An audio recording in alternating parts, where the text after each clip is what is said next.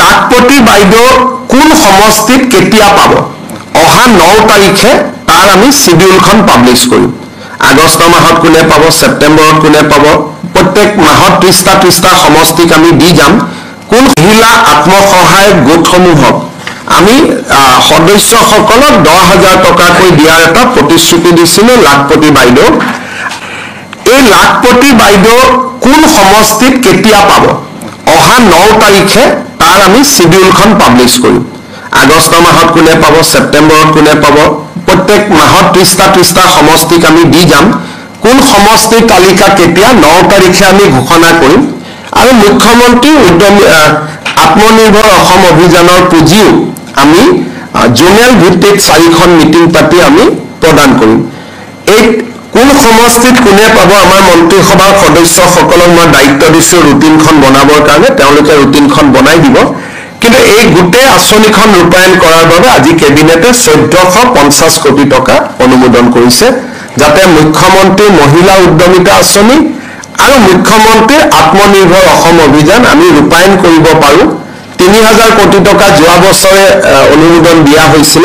গতিকে সৰ্বমুঠ 4500 কোটি টকাৰে এই দুইখন আঁচনি ৰূপায়ণ হ'ব আপোনালোকে প্ৰশ্ন মোক সুধিব নিশ্চয় পাৰিব প্ৰশ্ন সোধাৰ আগতে আমি আপোনালোকক কনকলতা বিশ্ববিদ্যালয়ৰ যিটো আৰ্হি আজি কেবিনেটে অনুমোদন জনাইছে মই এবাৰ তাক দেখুৱাবলৈ আমাৰ আয়ুক্ত সচিব চন্দন শৰ্মাক অনুৰোধ কৰিছোঁ আত্মনিৰ্ভৰ অসম অভিযান মহিলা উদ্যমিতা 1450 এই বছৰ আমি অনুমোদন কৰিলোঁ যোৱা বছৰ 3000 অনুমোদন কৰা আছিল গতিকে যিমান টকাৰ প্ৰয়োজন আছিল গোটেইখিনি টকা আমাৰ অনুমোদন হৈ গ'ল দুইটা আঁচনি মিলি 3400 কোটি টকা লাগিব 4400 কোটি টকা লাগিব যোৱা বছৰ 3000 কোটি টকা অনুমোদিত হৈছিল এইবাৰ আজি 1450 কোটি টকা অনুমোদন হ'ল এতিয়া আমি লিষ্টখন দি দিম আৰু লিষ্টখন অনুসৰি বাইদেউসকল আহিব সেই দিনটোত পইচাটো পাই গৈ থাকিব চাকৰি নামত টকা লোৱাটো বাদেই দিয়ক তামোল পাণ এখনো কোনো অফিচাৰে খাবৰ কাৰণে কোনো মন্ত্ৰী বিধায়কে খাবৰ কাৰণে সাহস নকৰে ইয়াৰ ফলত লাভ কি হৈছে এতিয়া ল'ৰা ছোৱালীয়ে মাক বাপেকে সকলোৱে জানে যে পঢ়িলে চাকৰি পাম স্কুলত ল'ৰা ছোৱালী যোৱা বেছিকৈ গৈছে ৰাতি আড্ডা মাৰা ঘৰৰ বাহিৰত ঘূৰি ফুৰা আগতে কৈছিল পঢ়ি কি হ'ব পঢ়িলেতো চাকৰি নাপায় এতিয়া ল'ৰা ছোৱালীয়ে উল্টাই কয় যে পঢ়িলেহে চাকৰি পায় আগত কথাটো আছিল পঢ়িলে কি হ'ব এতিয়া পঢ়িলে কি হ'ব মাক বাপেকে উদাহৰণ দিব পাৰে যে চা পঢ়াৰ কাৰণে সেই তৰকাৰী বেপাৰী ল'ৰাটেও আজি এচিএছ পাইছে ঠেলা ল'ৰা ছোৱালীয়েও আজি এচিএছ পাইছে এপিএছ পাইছে এই পৰিৱৰ্তন কেইদিনত হ'ল মাত্ৰ 4 বছৰতে আজি আমাৰ অসমৰ পৰিৱৰ্তন হ'ল ৰাস্তা ঘাট স্কুল কলেজ মেডিকেল এতিয়া এনেকুৱা হৈছে মই যেতিয়া গাঁৱত যাওঁ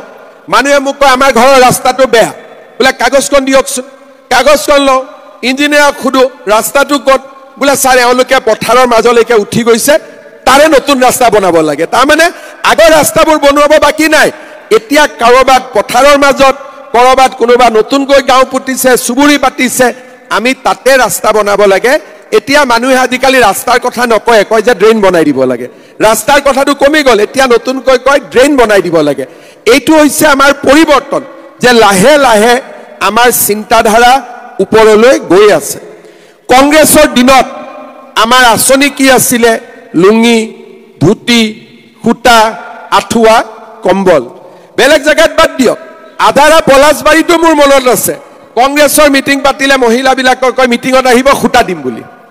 খুটাৰ লোভত মিটিঙত যায় 2 বান্ডল ওপৰত 200 বান্ডল খুটা থাকে 5000 মহিলা থাকে কাক দিব তাতে খেলি মেলি কোনোবাই কান্দি মিটিঙত ঘূৰি আহিলে যে খুটা হাততে নাপালো কোনবা তাৰ মাজতে ঠেলা ঠেলি লাগিলে এনেকুৱা পৰিবেশ আমি নিজৰ চকুতে কিমান দেখিছো আজি আমি খুটাও বন্ধ কৰিছো কম্বলো বন্ধ কৰিছো লুঙিও বন্ধ কৰিছো ধুতিও বন্ধ কৰিছো তাৰ জায়গাত আমি অৰুণোদয় দিছো ধুতিখন লাগিলে নিজে বজাৰৰ পৰা কিনিল আমি গৈ পেলাই লাইন পাতিব নালাগে যদি খুটা কাৰোবাক লাগে তাৰ পৰা কিনিল 830 টকা আছিলে অৰুণোদয় এতিয়া 1250 হ'ল আমাৰ এই আজাৰা ধাৰাপুৰ গড়লতো প্ৰায়বোৰ মানুহে অৰুণোদয় পাইছে যিখিনি পোৱা নাই সেইখিনিকো মই অৰুণোদয় পোৱাৰ ব্যৱস্থা কৰি দিম যাতে সকলোৱে অৰুণোদয় পাব পাৰে কতো অসুবিধা নাই দুখীয়া মানুহৰ পোৱাত কোনো কতো অসুবিধা নাই বিনামূলীয়া চাউল আহিলে আমাৰ লৰা ছোৱালীৰ কলেজত বিনামূলীয়া এডমিশন হয় আয়ুষ্মান ভাৰত আয়ুষ্মান অসমৰ কাৰ্ড আছে চিকিৎসা হয় কিডনি ডায়ালিসিসো আমি বিনামূলীয়াকৈ কৰিব পাৰো কতো আমাৰ কষ্ট নহয় কলেজত এডমিশন লবৰ কাৰণে আগতে গাঁওবুঢ়া সাৰ্টিফিকেট লাগিছিলে মৌজাদাৰৰ ইনকাম সাৰ্টিফিকেট লাগে এইবাৰ মই নিয়ম বদলাই কৰিছো যে কলেজত নাম ভৰ্তি কৰিবৰ কাৰণে কোনো ইনকাম সাৰ্টিফিকেট নালাগে ৰেশন কাৰ্ডখন দেখুৱালে আমি বিনামূলীয়াকৈ এডমিশন পাই যাম তাৰমানে নিয়মবিলাকো লাহে লাহে লাহে লাহে কমাই আনিছো আমাৰ মাজত দুখীয়া মানুহ আছে বোলে চাউলখিনিটো পালো কিন্তু দালিৰ দাম 90 টকা বোলে চেনিৰ দাম 90 টকা এইবাৰ মই এইটো চিন্তা কৰিছো যে 1 অক্টোবৰৰ পৰা দালিৰ দামো 30 টকা কমত দিম চেনিৰ দামো 30 টকা কমত দিম নিমখৰ দামটো 10 টকা কমত দিম তাৰ পিছত মোক বহুত মহিলাই কয় গেছৰ সিলিন্ডাৰৰ দাম বহুত বেছি হৈছে হয়নে 1000 লাগে 1050 টকা লাগে 1 অক্টোবৰৰ পৰা আপোনালোকক গ্যাস মই 650 টকাত দি দিম আৰু যাৰ যাৰ প্ৰধানমন্ত্ৰী উজ্জ্বলা গ্যাস আছে তেওঁলোকক গ্যাস 250 টকাত দি দিম তাৰ মানে কংগ্ৰেছৰ দিনত আছিল লুঙি ধুতি হুটা আঠুৱা কম্বল আমাৰ দিনত হল অৰুণোদয় আমাৰ দিনত হল প্ৰধানমন্ত্ৰী আৱাস যোজনা জিঅ' টেগিং এতিয়া নিজৰ জিঅ' টেগিং নিজে কৰিব পাৰিব বেলেগক কোনো হাত দিব নালাগে নিজক যদি কাবাৰ ঘৰ লাগে নিজৰ টেগিং কৰিব পাৰিব আজি লাহে লাহে আমাৰ অসমৰ পৰিবেশবিলাক আমি পৰিৱৰ্তন কৰি গৈ আছো মানুহৰ আৰু এটা খৰচ হৈ ক'ত আজিকালি ইলেক্ট্ৰিচিটিৰ বিলু বেছি আহে তাতো মানুহৰ কষ্ট 1 এপ্ৰিলৰ পৰা ইলেক্ট্ৰিচিটিৰ বিল মই 1 টকা কমাই দিছো এইবাৰ বিলত আপোনালোকে দেখা পাব আৰু নৱেম্বৰত মই আৰু 1 টকা ইলেক্ট্ৰিচিটিত কমাই দিম তাৰমানে দুখীয়া মানুহ মিডল ক্লাছ মানুহ অকল দুখীয়াই নহয় মিডল ক্লাছ মানুহৰো যিমান কষ্ট লাহে লাহে কমাই কমাই আমি আনিবৰ বাবে চেষ্টা কৰিছো কলেজত এডমিশন ললে 10000 টকা লাগে ৰেশন কাৰ্ড দেখুৱাওক এডমিশন পাব